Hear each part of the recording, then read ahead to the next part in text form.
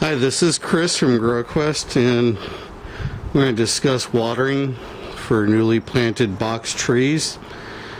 I'm in Southern California in the community of Fullerton. Today, it's been about 88 degrees. I mean, depending on where I've been at, about close to 90. But I'd say just about 88. Just keep it safe. You can see these trees are really underwatered.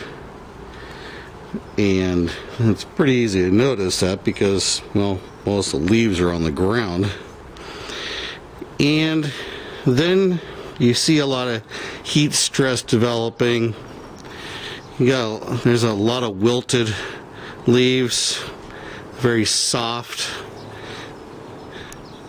And that means that they're suffering from water stress. Baby fruit has been falling off here. So there's a loss of next year's fruit production. In addition, this tree came fairly well loaded up with avocados. I think I had about 15 or 18 full-size haws on here. Here's some baby fruit. This will probably fall off also. It's too much heat stress in this. You have to remember when a tree is planted, especially a large box tree like this, the only water it's going to get is the water that's on the root ball. And when you're watering the soil around it, there's a huge hole here. There's the roots haven't grown out into there yet, so the water is only affecting where the root ball is. So in this case, the tree is really drying out.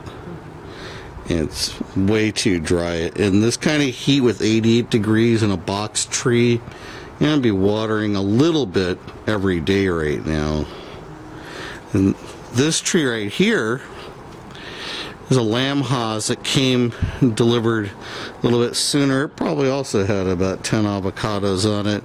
It was more covered in avocado than baby avocados earlier. But you can see the telltale sign of heat stress on the new fruit is, how this has a really nice glossy color to it, and then this one doesn't have it. It's more matted, and that's, if you feel it, it's soft, it presses in. So there's some nice glossy where the sun is reflecting off this other baby fruit. And then you get to this more matted fruit. When it's at this stage, it probably will hang around for a few days, but more than likely a process that I am not going to try and discuss is occurring between this point of the tree and the fruit that'll cause it to fall to the ground. So down here, there's some glossy fruit. Come back up here, the sunshine.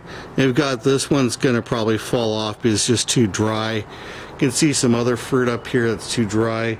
This is a tree that's definitely under significant heat stress still. And now we're in the afternoon sun side of the tree, and you get a lot more heat stress over here.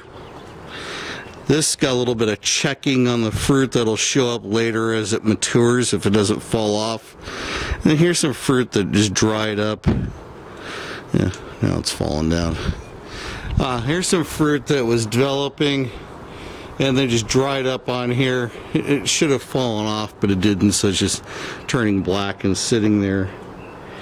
And down here also, yeah, there it goes. So there's a process by which the tree just sheds the fruit because, again, in the end, the tree is just trying to survive till next year. The fruit's a luxury that it can afford to lose. It doesn't see it as edible fruit, it sees it as, well, it doesn't see it all, really. Whatever. It's just seed production. So here's some baby fruit that's still coming on. It's possible this tree could flower a little bit more and might get some more fruit set up for next year.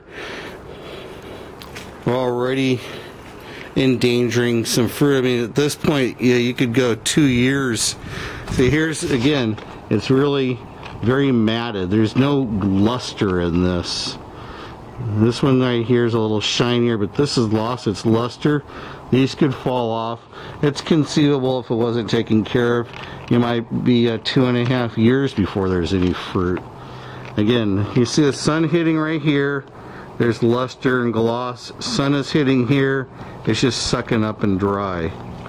So, oh, there's a hose right there. So, overall, watering is the critical factor here. You know you're going to have a difficult time overwatering here because you got some of the richest soil in California, sandy loam that's come out over centuries, thousands of years.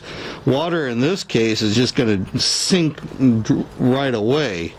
So this is a case where in this really rich sandy loam soil that watering happens much more often than in a heavier clay soil.